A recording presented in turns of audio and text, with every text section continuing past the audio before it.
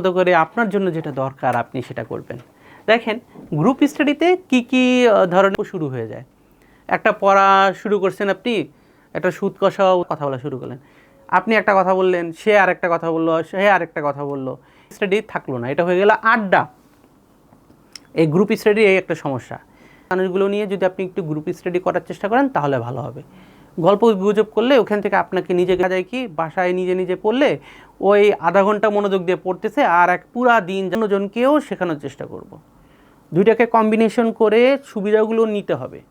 ঠান্ডা মাথায় তখন মাইন্ড কিন্তু ফ্রেশ থাকে, তখন কিন্তু অন্য কোনো খারাপ চিন্তা বুঝি না ভগ্নাংশের এগুলো আইডেন্টিফাই করেন, লেখেন একটা কাগজে, তারপরে সেটা সলভ করার চেষ্টা করেন।